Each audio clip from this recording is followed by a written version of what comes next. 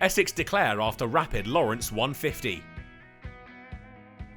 Essex will be happy to return home. Defeat to Notts last time out has left them at risk of being cut adrift, while Derbyshire had their feet up last week. No game for them, would they return refreshed. They had an extra day's respite, no play possible on the first day, and Essex got into their work early, sent into bat by their visitors, and they did well, bringing up their 50 partnership after less than an hour's play in the morning. The opening partnership kept going. They looked for 100 runs before lunch, and picked them up at a decent rate. They got there with plenty of time to spare. A 100-run partnership at the top of the order, a good way to bounce back from recent results. There was an air of inevitability when Cook turned one off his hip to pick up the single he needed for his 50. Both men had been playing well, and it wouldn't be long before Brown followed. He brought his half-century up in a similar fashion.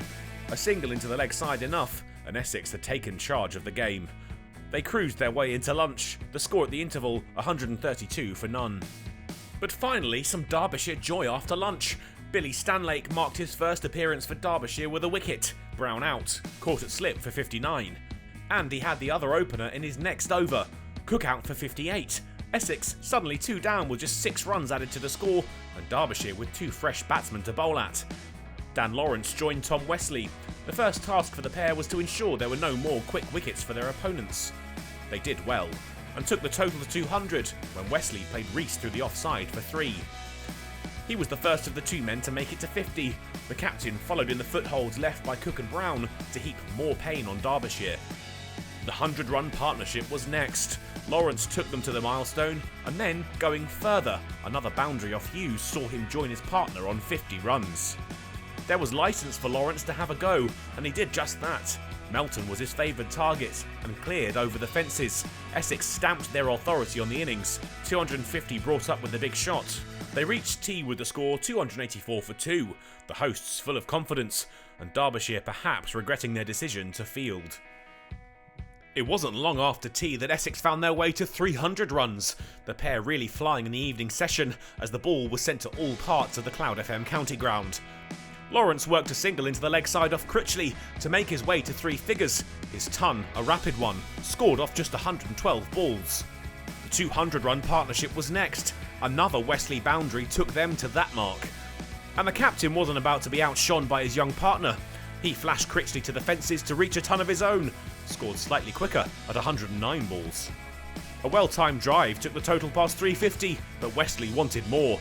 He went aerial to Critchley, but that's how he came unstuck, deploy with the catch, and the captain removed for 106. The damage had already been done though. Lawrence kept up the assault. 3 sixes in a row off Critchley had the score racing past 400. He looked untouchable. He followed those by taking his ton to 150. Another boundary off the same spinner in the same over saw him to the mark, just 20 balls after reaching 100.